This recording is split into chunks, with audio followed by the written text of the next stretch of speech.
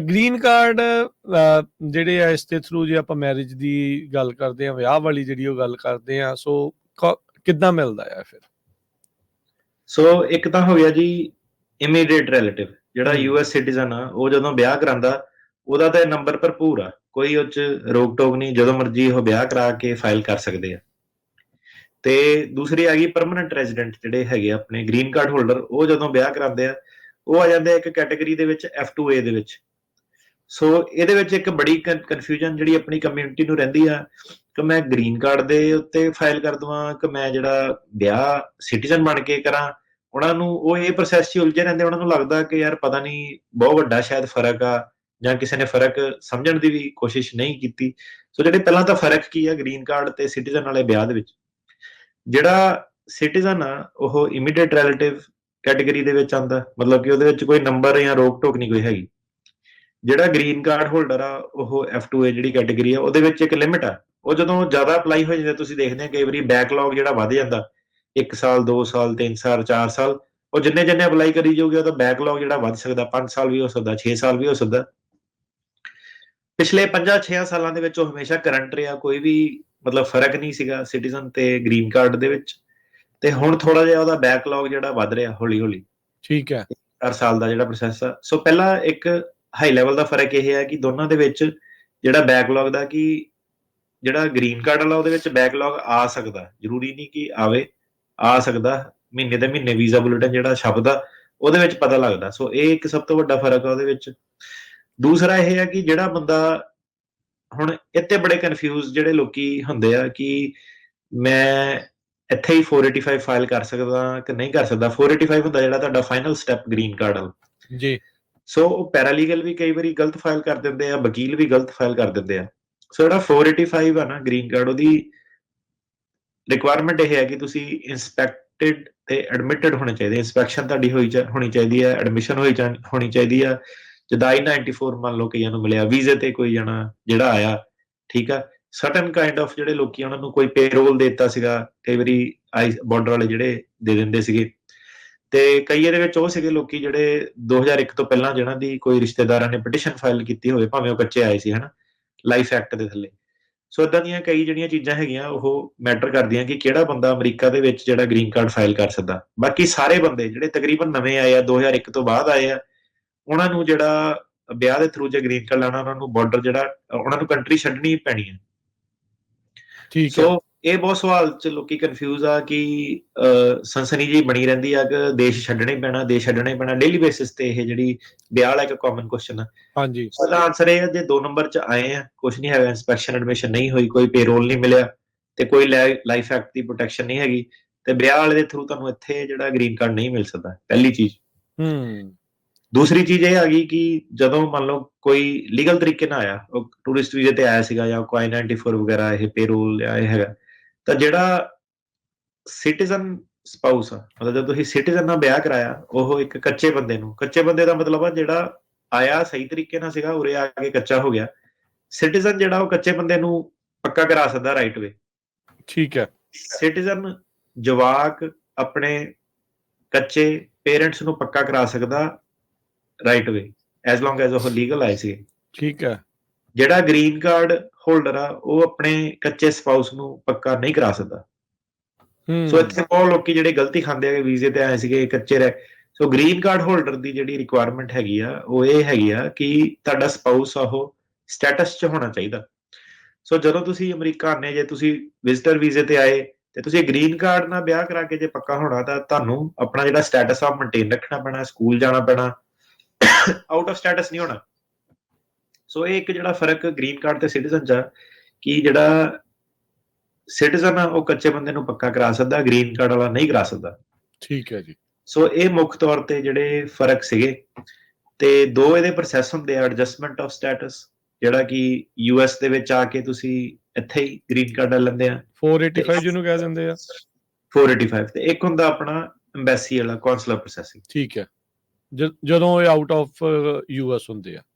ਹਾਂਜੀ। ਸੋ ਇਹ 2 ਪ੍ਰੋਸੈਸ ਆ ਜਾਂਦੇ ਆ ਫਿਰ ਇਮੀਗ੍ਰੈਂਟ ਸਪਾਊਸ ਦੇ ਲਈ, ਵੀ ਜੇ ਉਹ US ਦੇ ਵਿੱਚ ਆ ਤੇ ਓਵਰਸੀਜ਼ ਆ। ਸੋ ਇਹ ਵੀ ਥੋੜਾ ਜਿਹਾ ਐਕਸਪਲੇਨ ਕਰ ਦਿਓ, ਕਾਉਂਸਲਰ ਪ੍ਰੋਸੈਸਿੰਗ 'ਚ ਕੀ ਹੁੰਦਾ ਤੇ ਐਡਜਸਟਮੈਂਟ ਆਫ ਸਟੇਟਸ ਦੇ ਵਿੱਚ ਕੀ ਹੁੰਦਾ।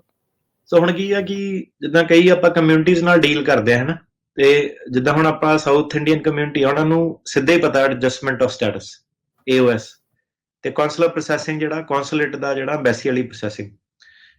ਤੇ ਹੁਣ ਇੱਕ ਰੇਡੀਓ ਦਾ ਮਕਸਦ ਇਹ ਵੀ ਸੀਗਾ ਕਿ ਕਮਿਊਨਿਟੀ ਨੂੰ ਜਦੋਂ ਐਜੂਕੇਟ ਕਰਨਾ, ਤੇ ਆ ਜਿਹੜੀਆਂ ਛੋਟੀਆਂ ਛੋਟੀਆਂ ਟਰਮਸ ਹੈਗੀਆਂ ਨਾ, adjustment of status, consular processing, ਕਿਉਂਕਿ ਹੁਣ ਤੁਹਾਨੂੰ ਵੀ ਦੇਖੋ 3-4 ਸਾਲਾਂ ਤੋਂ ਤੁਸੀਂ ਸੁਣਦੇ ਆ ਹਨਾ, ਜੀ ਤੇ ਉਹ ਫਿਰ ਵਕੀਲ ਦੀ ਵੀ ਜਿਹੜੀ ਡਿਸਕਸ਼ਨ ਆ, ਕਈ ਵਾਰੀ ਮਲਟੀਪਲ ਟਾਈਮ ਜਿਹੜਾ ਉਹ ਕਨਸੈਪਟ ਡਿਸਕਸ ਕਰਨੇ ਪੈਂਦੇ ਆ ਤੁਹਾਨੂੰ, ਕਿ AOS ਕਰ ਸਕਦਾ ਕਿ ਨਹੀਂ ਕਰ ਨਹੀਂ ਸਕਦਾ, ਕਰ ਸਕਦਾ। ਕੌਂਸਲਰ ਪ੍ਰੋਸੈਸਿੰਗ ਕਰ ਸਕਦਾ ਕਿ ਨਹੀਂ ਕਰ ਸਕਦਾ। ਹੂੰ ਇਹ ਚੀਜ਼ਾਂ ਵੱਲ ਥੋੜਾ ਜਿਹਾ ਧਿਆਨ ਦਿਓ। ਸਮਝਾਉਣ ਦਾ ਤੁਹਾਨੂੰ ਮਕਸਦ ਇਹੀ ਹੁੰਦਾ ਕਿ ਤੁਹਾਡੇ ਸਟਿਕ ਕਰ ਜਾਣ ਮਨ 'ਚ ਇਹ, ਕਿ ਜਦੋਂ ਤੁਸੀਂ ਗੱਲ ਕਰੋ ਵਕੀਲਾਂ ਦਾ ਤੁਹਾਨੂੰ ਪਤਾ ਹੋਵੇ ਕਿ ਐਡਜਸਟਮੈਂਟ ਕੀ ਚੀਜ਼ ਬਾਰੇ ਗੱਲ ਕਰ ਰਿਹਾ। ਸੋ ਜਦੋਂ ਬੰਦਾ ਅਮਰੀਕਾ ਦੇ ਵਿੱਚ ਹੁੰਦਾ, ਉਹ ਕਿਸੇ ਨਾ ਕਿਸੇ ਸਟੇਟਸ ਤੇ ਹੁੰਦਾ ਇੱਥੇ, ਉਹ ਆਪਣੇ ਸਟੇਟਸ ਨੂੰ ਜਿਹੜਾ permanent resident status, green card status ਦੇ ਵਿੱਚ ਚੇਂਜ ਕਰਦਾ, ਤਾਂ ਕਰਕੇ ਉਹਨੂੰ ਕਹਿੰਦੇ ਆ ਐਡਜਸਟਮੈਂਟ ਆਫ ਸਟੇਟਸ, ਕਿ ਉਹਨੇ ਐਡਜਸਟ ਕਰ ਲਿਆ।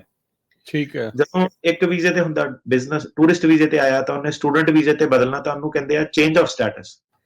ਸੋ ਜਿਹੜੇ ਇੱਕ ਨਾਨ ਇਮੀਗ੍ਰੈਂਟ ਵੀਜ਼ਾ, ਮਤਲਬ ਕਿ ਜਿਹੜਾ ਸਟੂਡੈਂਟ ਤੋਂ ਬਿਜ਼ਨਸ ਵੀਜ਼ਾ ਜਾਂ H1B ਵੀਜ਼ਾ ਜਾਂ ਕੋਈ ਹੋਰ ਵੀਜ਼ਾ, ਉਹਨੂੰ ਆਪਾਂ ਕਹਿੰਦੇ ਆ ਇਹਨੇ ਚੇਂਜ ਕਰ ਲਿਆ ਆਪਣਾ ਸਟੇਟਸ, ਕਿ ਇੱਕ ਸਟੇਟਸ ਤੋਂ ਦੂਜੇ ਸਟੇਟਸ 'ਚ ਆ ਗਿਆ। ਤੇ ਜਦੋਂ ਤੁਸੀਂ ਗ੍ਰੀਨ ਕਾਰਡ ਅਪਲਾਈ ਕਰਦੇ ਆ, ਤੇ ਉਹਨੂੰ ਕਹਿੰਦੇ ਆ ਇਹ ਹੁਣ ਐਡਜਸਟ ਕਰਤਾ ਇਹਨੇ, ਫਿਰ ਉਹਨੂੰ ਚੇਂਜ ਨਹੀਂ ਕਹਿੰਦੇ, ਉਹਨੂੰ ਐਡਜਸਟ ਹੀ ਕਹਿੰਦੇ ਆ, ਕਿਉਂਕਿ ਉਹ ਪਰਮਾਨੈਂਟ ਰੈਜ਼ੀਡੈਂਟ ਜਿਹੜਾ ਬੰਦਾ ਬਣ ਜਾਂਦਾ। ਸੋ ਜਦੋਂ ਤੁਸੀਂ ਅਮਰੀਕਾ 'ਚ ਹੁੰਦੇ ਆ, ਤੁਸੀਂ ਐਡਜਸਟਮੈਂਟ ਕਰਦੇ ਆ। ਜਦੋਂ ਤੁਸੀਂ ਅੰਬੈਸੀ ਦੇ ਵਿੱਚ, ਜਿਹੜੇ ਹੁਣ ਬਾਹਰ ਬੰਦੇ ਹੈਗੇ ਆ ਅਮਰੀਕਾ 'ਚ ਨਹੀਂ ਕਰ ਸਕਦੇ, ਉਹਨਾਂ ਨੂੰ ਅੰਬੈਸੀ ਜਾਣਾ ਪੈਂਦਾ, ਅੰਬੈਸੀ ਨੂੰ ਆਪਾਂ ਕੌਂਸੂਲੇਟ ਕਹਿੰਦੇ ਆ, ਤਾਂ ਉਹਨੂੰ ਤੁਸੀਂ ਕਹਿੰਦੇ ਆ ਕੌਂਸਲਰ ਪ੍ਰੋਸੈਸਿੰਗ। ਕੌਂਸੂਲੇਟ ਤੋਂ ਕੌਂਸਲਰ ਬਣ ਗਿਆ, ਪ੍ਰੋਸੈਸਿੰਗ ਮਤਲਬ ਕਿ ਉੱਥੇ ਤੁਹਾਡੇ ਕੇਸ ਦੀ ਪ੍ਰੋਸੈਸਿੰਗ ਹੋਣੀ ਆ। ਸੋ ਇਹ ਜਿਹੜੀਆਂ ਚੀਜ਼ਾਂ ਦੋ ਮੇਨ, ਐਡਜਸਟਮੈਂਟ ਤੇ ਕੌਂਸਲਰ ਪ੍ਰੋਸੈਸਿੰਗ।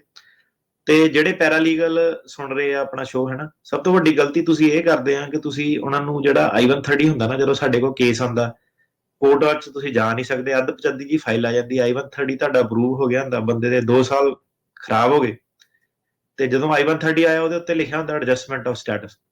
ਉਹ ਬੰਦੇ ਦਾ I-130 ਜਿਹੜਾ ਉਹ ਕਿਸੇ ਕੰਮ ਦਾ ਨਹੀਂ ਰਹਿੰਦਾ, ਕਿਉਂਕਿ ਬੰਦਾ ਐਡਜਸਟ ਕਰ ਹੀ ਨਹੀਂ ਸਕਦਾ, ਉਹ ਬੰਦਾ ਫੇਸ ਸਟਕ ਹੋ ਜਾਂਦਾ, ਫਿਰ ਉਹ I-130 ਨੂੰ ਅਮੈਂਡ ਕਰਾਉਣਾ ਪੈਂਦਾ ਕੌਂਸਲਰ ਪ੍ਰੋਸੈਸਿੰਗ ਲਈ, ਰਾਈਟ।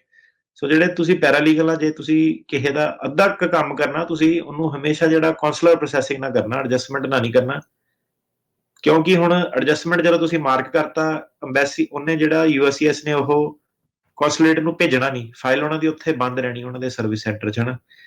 ਤੇ ਫਿਰ ਲੋਕ ਸਾਡੇ ਕੋਲ ਆਉਂਦੇ, ਉਹ ਕਹਿੰਦੇ ਯਾਰ ਮੈਂ ਭਾਜੀ ਫਾਈਲ ਕੀਤਾ ਸੀਗਾ, ਕੇਸ ਦਾ ਕੀ ਬਣਿਆ, ਇਹ ਤਾਂ ਅੱਗੇ ਤੁਰਦਾ ਨਹੀਂ। ਤਾਂ ਅੱਗੇ ਤੁਰੂਗਾ ਕਿੱਦਾਂ, ਜਦੋਂ ਤੁਸੀਂ ਉਹਨਾਂ ਨੂੰ ਇੰਸਟਰਕਸ਼ਨ ਹੀ ਨਹੀਂ ਦਿੱਤੀ ਕਿ ਕਿਹੜੇ ਕੌਂਸੂਲੇਟ ਦੇ ਵਿੱਚ ਤੁਹਾਡੀ ਫਾਈਲ ਭੇਜਣੀ ਹੈ, ਹਨਾ। ਸੋ ਠੀਕ ਜਦੋਂ ਹੈ। ਬੱਚਾ ਬੰਦਾ ਬਾਰਡਰ ਟੱਪਦਾ, ਉਹਦਾ ਹਮੇਸ਼ਾ ਜਿਹੜਾ I-130 ਤੁਸੀਂ ਕਰਨਾ, ਉਹ ਕੌਂਸਲਰ ਪ੍ਰੋਸੈਸਿੰਗ ਨਾਲ ਜਿਹੜਾ ਫਾਈਲ ਕਰਨਾ। ਸੋ ਉਹ ਬਹੁਤ ਵੱਡੀ, ਮਤਲਬ ਕਿ ਜਿਹੜਾ ਫਰੈਜ਼ਨੋ ਵਾਲੇ ਬੈਲਟ ਸਾਰੀ ਜਿਹੜੀ ਪੈਰਾਲੀਗਲ ਉੱਥੇ ਹੈਗੇ ਆ, ਤਕਰੀਬਨ ਉਹਨਾਂ ਦੇ ਏਦਾਂ ਲੱਗਦਾ ਕਿ ਆਪਣਾ ਜਿਹੜਾ I-130 ਕਰਨ ਦੇ ਪੈਸੇ ਬਣਾਉਣੇ ਆ, ਤੇ ਉਸ ਤੋਂ ਬਾਅਦ ਅੱਗੇ ਪਤਾ ਨਹੀਂ ਕੀ ਕਰਨਾ, ਤੇ ਕਰ ਵੀ ਐਡਜਸਟਮੈਂਟ ਨਾ ਦਿੰਦੇ ਆ, ਤੇ ਬੰਦੇ ਦਾ ਕੋਈ ਫਿਰ ਫਾਇਦਾ, ਟਾਈਮ ਨਹੀਂ ਬਚਦਾ। ਸੋ ਇਹ ਬੜੀ ਇੰਪੋਰਟੈਂਟ ਜਿਹੜੀ ਗੱਲ ਆ। ਸੋ ਜਿੰਨੇ ਵੀ ਲੋਕ ਆ, ਜੇ ਤੁਸੀਂ ਭਾਈ ਐਡਜਸਟਮੈਂਟ ਆਫ ਸਟੇਟਸ ਕਰਾ ਬੈਠੇ ਹੈਗੇ ਆ, ਫਿਰ ਉਹਨਾਂ ਨੂੰ ਹੁਣ ਕੀ ਸਲਾਹ ਆ? ਚਲੋ ਜਿਨ੍ਹਾਂ ਨੂੰ ਹੁਣ ਪਤਾ ਲੱਗ ਰਿਹਾ ਵੀ ਅਸੀਂ ਤਾਂ ਕੱਚੇ ਆਏ ਸੀ, ਸਾਡੇ ਕੋਲ ਉਹ ਚੀਜ਼ ਸੀਗੀ ਨਹੀਂ, ਸਿਟੀਜ਼ਨ ਦੇ ਕੋਲ ਉਹ ਅਥਾਰਟੀ ਹੋਈ ਨਹੀਂ ਵੀ ਕੱਚੇ ਆਏ ਬੰਦੇ ਨੂੰ ਉਹ ਮੈਰਿਜ ਬੇਸ ਦੇ ਉੱਤੇ ਉਹ ਪੱਕਾ ਕਰ ਸਕੇ, ਗ੍ਰੀਨ ਕਾਰਡ ਦਵਾ ਸਕੇ। ਜੇ ਉਹਨਾਂ ਦੇ ਦੁਆਰਾ AOS ਲਾਇਆ ਗਿਆ ਆ, ਤੇ ਕੀ ਉਹ ਅਜੇ ਵੀ ਉਸ ਨੂੰ ਵਿਦਡਰਾ ਕਰਕੇ ਕਾਉਂਸਲਰ ਪ੍ਰੋਸੈਸਿੰਗ ਜਾਂ ਦੂਜੀ ਚੀਜ਼ ਨੂੰ ਜਿਹੜਾ ਉਹ ਕਰ ਸਕਦੇ ਆ, ਜਾਂ ਉਹਨਾਂ ਨੂੰ ਫਿਰ ਕੀ ਕਰਨਾ ਚਾਹੀਦਾ ਇਸ ਮੌਕੇ? ਉਹਨਾਂ ਨੂੰ ਜਿਹੜਾ ਇੱਕ ਫਾਰਮ ਹੁੰਦਾ I-824, ਤੇ ਉਹਦੀ ਫੀਸ ਲੱਗਦੀ ਆ $465 ਐਡੀਸ਼ਨਲ, ਹਨਾ। ਠੀਕ ਤੇ ਹੈ। ਸਾਲ ਤੇ 1.5 ਸਾਲ ਦੀ ਪ੍ਰੋਸੈਸਿੰਗ ਆ, ਮਤਲਬ ਕਿ ਉਹਦਾ 1.5 ਸਾਲ ਬੇਸਿਕਲੀ ਖਰਾਬ ਹੋ ਗਿਆ ਜੇ ਉਹਨਾਂ ਨੇ, ਪੈਰਾਲੀਗਲ ਨੇ ਰੋਂਗ ਡੱਬਾ ਚੈੱਕ ਕਰਤਾ। ਠੀਕ ਹੈ। ਫਿਰ ਉਹਨਾਂ ਨੂੰ ਸਭ ਤੋਂ ਪਹਿਲਾਂ ਜਿਹੜਾ ਆਪਣਾ I-130 ਜਿਹੜਾ ਅਪਰੂਵ ਹੋਇਆ, ਉਹ ਅਮੈਂਡ ਕਰਾਉਣਾ ਪੈਂਦਾ।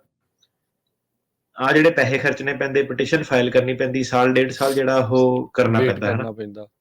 ਤੇ ਗੱਲ ਮੁੜ ਘੁੜ ਕੇ ਉਹੀ ਆ ਜਾਂਦੀ ਕਿ ਜਦੋਂ ਟੈਕਨੀਕਲਿਟੀ 'ਚ ਪੈ ਗਏ, ਪੈਰਾਲੀਗਲ ਕੋ ਗਏ ਤਾਂ ਹੈਗੇ ਪੈਸੇ ਬਚਾਉਣ ਲਈ, ਪਰ ਉਹਨੇ ਪਾਤਾ ਦੂਜੇ ਰਾਹ, ਤੇ ਫਾਇਦਾ ਕੋਈ ਪਹੁੰਚਿਆ ਨਹੀਂ। ਤੇ ਫਿਰ ਦੁਬਾਰਾ ਜਿਹੜਾ ਸਾਲ 1.5 ਸਾਲ ਉੱਤੋਂ ਜਿਹੜਾ ਖਰਾਬ ਉਹ ਹੋਣਾ। ਸੋ ਉਹ ਚੀਜ਼ ਦਾ ਜਿਹੜਾ ਧਿਆਨ ਰੱਖਿਓ ਹਮੇਸ਼ਾ, ਕਿ ਕੌਂਸਲਰ ਪ੍ਰੋਸੈਸਿੰਗ ਉਹਨੂੰ ਪੁੱਛ ਲਿਓ ਕਿ ਭਾਈ ਕੌਂਸਲਰ ਕਰਦਾ ਕਿ ਐਡਜਸਟਮੈਂਟ ਕਰਦਾ। ਜੀ।